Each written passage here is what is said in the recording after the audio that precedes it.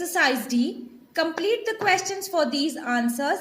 Use the clues provided. So here first one. You go jogging. So here these are the question and answers in the form of yes or no. So we use the word do to frame a question. Do you go jogging? Answer is yes. I go jogging every day. Can you see the answer beginning with yes? So hence you use the word do. Next one.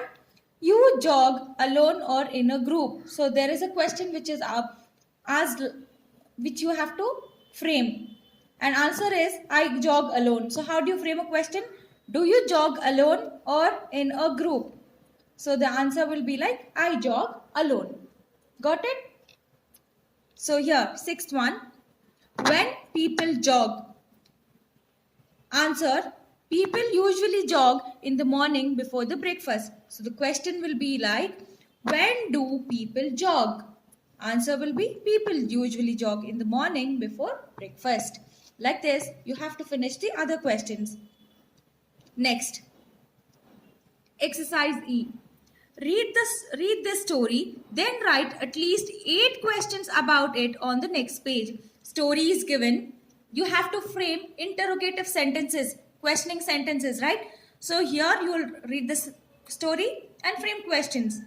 Let's read this now. A thief was caught stealing jewels in a house. The police took him to the police station and took photographs of him from different angles, from the front, from the left, etc. Suddenly, the thief turned round, hit the policeman and escaped. So, let's frame questions in these first lines. So, the first question is, who was caught by the police? Who was caught? A thief was caught.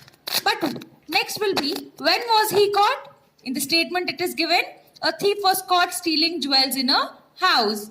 So next, after that, what is given in this paragraph is, the police took him to police station. So the question will be, where did the police take him? Answer will be, the police took him to the police station. And next, what did the police do with them? The police took photographs of him from different angles. So the next question will be, what did the police do with the thief? Like this, you read the whole paragraph and frame questions. Got it? Then here you can see one statement. Suddenly the thief turned round, hit the policeman and escaped. So you can frame a question here like, how did the thief escape? Answer will be, the thief turned round, hit the policeman and escaped. So got it? Like this, frame other questions and write it in the other side of the page. Now, let's read the exclamatory sentences and see where are the exclamations used.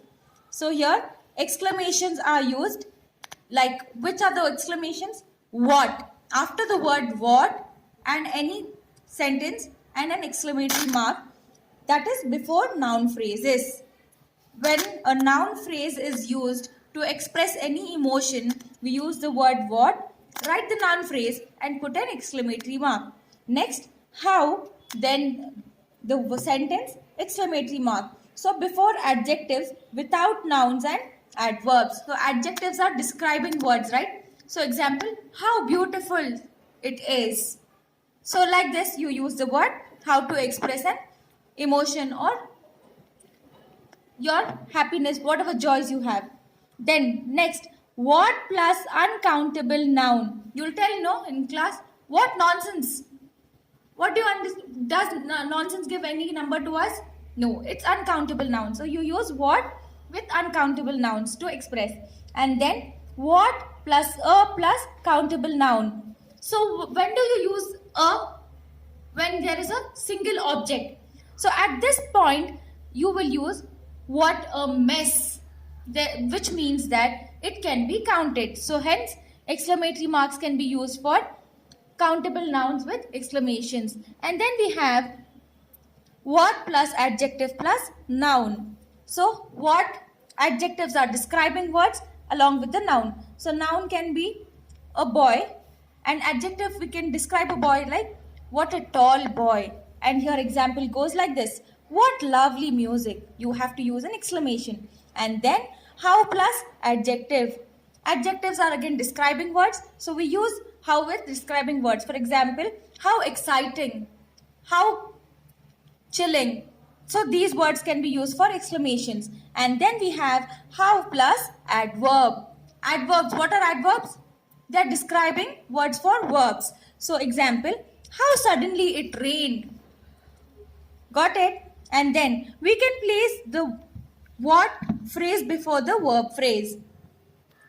For example, what terrible dreams I had.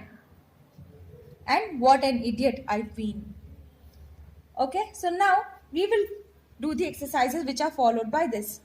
Write exclamatory phrases and sentences with what? Using the given words. So first one is already done. Miss Noor, be good teacher. So you have to use exclamations in these sentences. So you begin the statement with, what a good teacher Miss Noor is.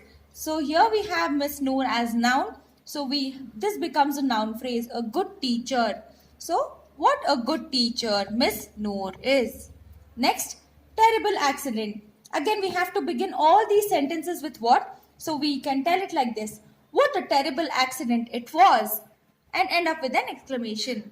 Got it? And for suspense, what a suspense. Got it? So next, read this dialogue between Mr. Sharma and two German tourists in a hotel. Then complete the missing parts by forming suitable questions. The underlined parts are clues. Again, it is framing of questions here, interrogative sentences. Mr. Sharma, where do you want to go from here? Tourists, we want to go to Ooty from here. Next, tourists are giving the answer. We want to go to Ooty because we have heard that it is a beautiful place. So what question can Mr. Sharma ask the tourist? Mr. Sharma can ask, why do you want to go to Ooty? This answer for why will be because we have heard that it is a beautiful place. Hence, you can frame a question asking, why do you want to go to Ooty? Like this, read the entire dialogue and frame questions. And we have previously done one exercise of framing questions, right? Got it? Thank you.